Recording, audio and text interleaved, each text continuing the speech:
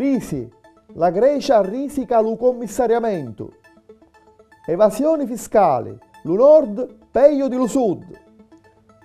Napolitano. Studenti a Bagnaro allo presidente.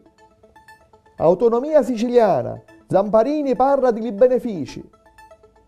Benedica a tutti. Secondo lo Financial Times di lo 28 denaro, Berlino volesse che fosse l'Unione Europea a controllare lo bilancio greco, prima di avere concesso un secondo piano di aiuti finanziari. In pratica la Grecia avesse a cedere la propria sovranità in materia di politica fiscale e un commissario europeo avesse lo potere di contrappondersi alle decisioni dello bilancio. Immediata la risposta di Atene. Noi non ci diamo la nostra sovranità.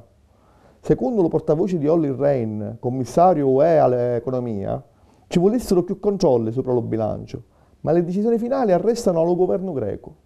Intanto Nouriel Roubini, economista della New York University, famoso per aver previsto la crisi finanziaria del 2008, ora prevede che ad intra di un anno la Grecia arresta fuori dall'Eurozona e a presto tocca allo Portogallo e che tra 3-5 anni la crisi capolia tutta l'Eurolandia. Dopo i controlli degli ispettori dell'Agenzia delle Tasse e della Guardia di Finanza degli ultimi giorni a diverse attività commerciali, venne fuori che lo povero Sud è più corretto dello ricco Nord. Secondo un'indagine fatta di KRLS, risulta che in tutto il Nord le ditte che evadono sono quasi lo doppio rispetto a quelle dello Sud.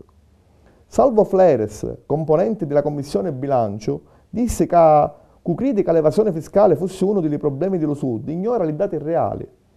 Lo presidente di Lucodacons, Marco Donzelli, suggerì di allargare i controlli a tutte le ditte gioielliere che dichiarano 13.500 euro l'anno.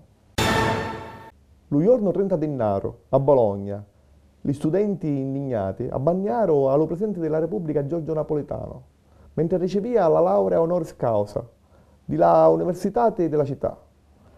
La laurea te la davano altri.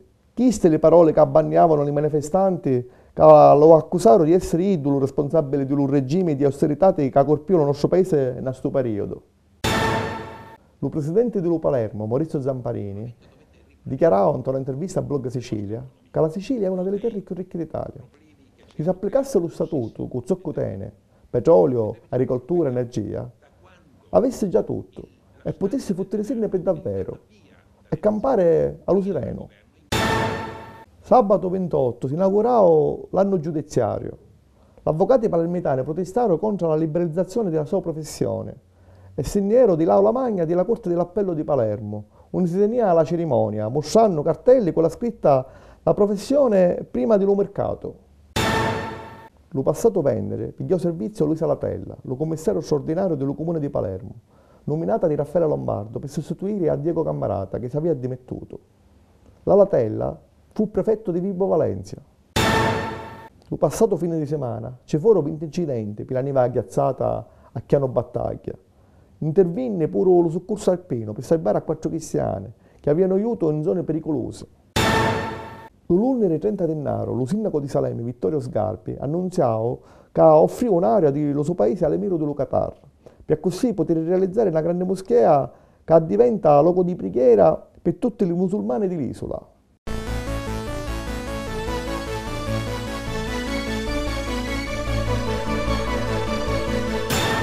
Benedica a tutti. Palloni. Dalla Serie A domenica 29, il Palermo vince per 2-0 contro lo Novara. Il protagonista fu Igor Budan, che segnò entrambi i reti. Sabato 28, il Catania aveva pareggiato più 1-1 in casa con il Parma. Mercoledì 1 si con un turno infrasimanali, il Palermo pareggiò con l'Inter. In tale Lega Pro, lo Trapani vince 1-0 con la Carrarisi e superò lo Siracusa, che pareggiò a 1 in tale campo di la terza, lo Spezia. Pallanuoto. Agli europei di Eindhoven, la nazionale femminili vince il suo quinto titolo, superando alla finale di sabato la Grecia per 13-10. Tra i campioni, la catanesi Rosaria Aiello e la romana Tania Di Mario giocano nell'Orizzonte Catania. I mascoli arrivarono quarti. Tennis. L'Userbu Djokovic vinciu per la terza volta gli Open di Australia. La finale contro lo spagnolo Nadal fu memorabile e durò 5 ore e 53 minuti. Tra le femmine la bielorussa Zarenka vinciu per 2-0 contro la Sharapova e diventò la numero 1 di Rumunno. Pallacanestro. Nella Lega 2, il Barcellona vinciu contro Imola per 91-85, dopo 2 tempi supplementari. Nella classifica, i siciliani sono a 2 punti dei primi. Nella 1 femminili, domenica ci fu una vittoria per Priolo e una sconfitta per Alcamo, che resta ultima. Sabato morì a 99 anni a Catania Ignazio Marcoccio, storico presidente di Catania Calcio negli anni 60.